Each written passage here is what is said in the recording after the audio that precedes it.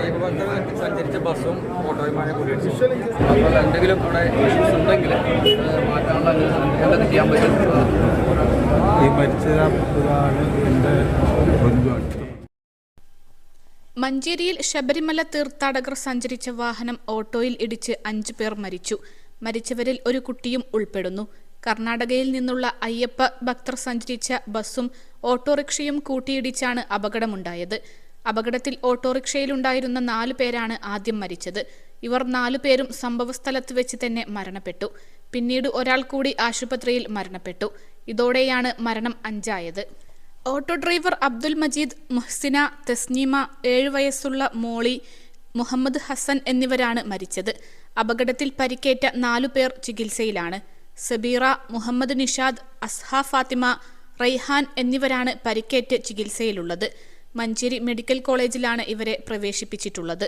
പരസ്യം ചെയ്യൽ കിഴക്കേത്തലയിൽ നിന്ന് പുല്ലൂരിലേക്ക് പോകുകയായിരുന്ന ഓട്ടോ അരീക്കോട് ഭാഗത്തു നിന്ന് വന്ന അയ്യപ്പ ഭക്തരുടെ ബസ്സുമായി ചെട്ടിയങ്ങാട് ഭാഗത്ത് വെച്ച് കൂട്ടിയിടിക്കുകയായിരുന്നു. ഇടിയുടെ ആഘാതത്തിൽ ഓട്ടോറിക്ഷ പൂർണ്ണമായും തകർന്നു. ഓടിക്കൂടിയ നാട്ടുകാരാണ് രക്ഷാപ്രവർത്തനം നടത്തിയത്. മരിച്ചവരെ ആശുപത്രിയിലേക്ക് മാറ്റി. +2 ഡിഗ്രി കഴിഞ്ഞവർക്ക് world's first AR VR class റൂമിലൂടെ സ്മാർട്ട് ഫോൺ എഞ്ചിനീയർ ആവാം. കൂടുതൽ അറിയാൻ വിളിക്കൂ ബ്രിഡ്കോ ആൻഡ് ബ്രിഡ്കോ.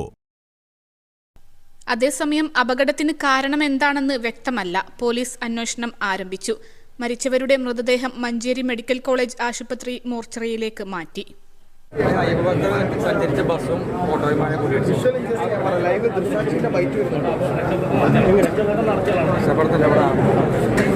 ഏകദേശം എത്ര മണിക്കാണ് ഒരു 5:30 മണിയായിരുന്നു.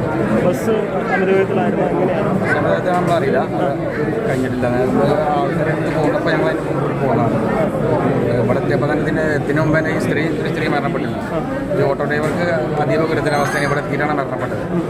പിന്നെ 2 പേരെ ഗുരുതരായിട്ട് വരുമ്പോൾ പിന്നെ പ്രൈവറ്റ് ഹോസ്പിറ്റലിലേക്ക് എന്താണ് അവസ്ഥ എന്ന് ഡെത്തായി പറയുന്നത്. ഇവിടെ എത്തിയപ്പോൾ ഇവിടെ എത്തിയതിനു ശേഷമാണ് പിന്നെ ഈ ഡ്രൈവറും ഈ കുട്ടി മരണപ്പെട്ടത്. ഓട്ടോ ഏതാണ്ട് പൂർണ്ണമായി തകർന്ന അവസ്ഥയിലായി. ഓട്ടോ ഏകദേശം പൂർണ്ണമായതാണ്. ഓട്ടോയിൽ എത്ര ആൾക്കാരുണ്ടായിരുന്നു? 8-9 ആൾക്കാരുണ്ട്.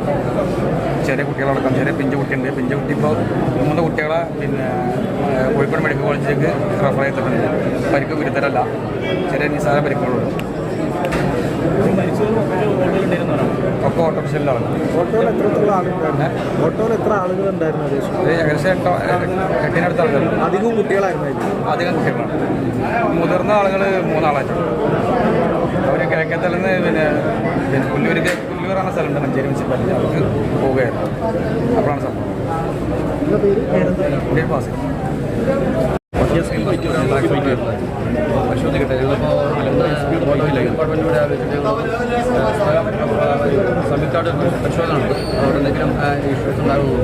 ഇനിയിപ്പോൾ എന്തെങ്കിലും അവിടെ ഇഷ്യൂസ് ഉണ്ടെങ്കിൽ മാറ്റാനുള്ള എന്തൊക്കെ ചെയ്യാൻ പറ്റും? അവിടെ വേറെ ആക്സിഡൻസ് ഉണ്ടാവാതിരിക്കാൻ വേണ്ടിയിട്ട് എന്തൊക്കെ ചെയ്യാൻ പറ്റും? പരിശോധിച്ച് മാറ്റങ്ങൾ അപ്പോൾ 3 ആണ്. 2 പേരും സീരിയസ് ആണ്. അതൊന്നും അറിയിച്ചിട്ട് പറയാം. എന്തായാലും ഇപ്പോൾ ഒരു സ്ട്രെയിറ്റ് റോഡാണെന്നാണ് പറയുന്നത്. അപ്പോൾ അത് നോക്കട്ടെ, പരിശോധിച്ച് പറയാം.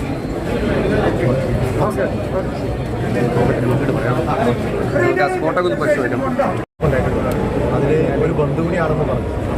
എങ്ങനെയാണ് എത്തിച്ചത്? മാത്രമല്ല റോഡിനെതിരെ ഒരു പരാതിയോടെ നാട്ടുകാർ റോഡ് അത് റോഡാണെന്ന് പരാതി കൊടുത്താണ് സ്ലിപ്പറിയാണോ ഇല്ല. അപ്പോൾ അതൊന്ന് കറക്റ്റ് ചെയ്യാൻ പോകുന്നത് എത്ര പറഞ്ഞിട്ട് വരുന്നുണ്ട്. ഈ മരിച്ചതാണ് എൻ്റെ ബന്ധു, അടുത്ത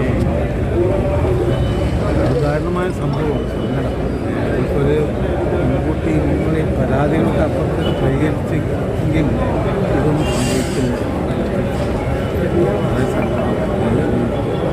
പിന്നെങ്കിലും അതിനായിരിക്കാണ് നല്ലത്. ഈ അപകടം എങ്ങനെ ഉണ്ടായി നമ്മളൊരു മനസ്സിലായത്? സാധാരണ IPC 304 304 അതേ കേസ് ഉണ്ടാവുള്ളൂ. മാത്രമാണ് എൻ്റെ വകുപ്പ്. റാഷൻ നെഗ്ലിജൻറ്റ് ഡ്രൈവിംഗ് ആണ് അവർക്ക് അതായത് പറയുമ്പോൾ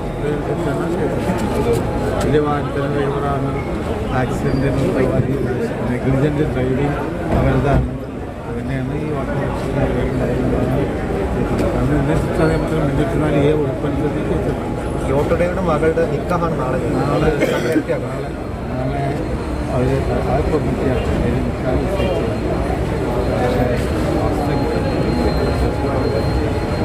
പക്ഷേ ഞാൻ ആ കഴിഞ്ഞ നമ്മളുണ്ട് ഞാൻ അവിടെ വന്നു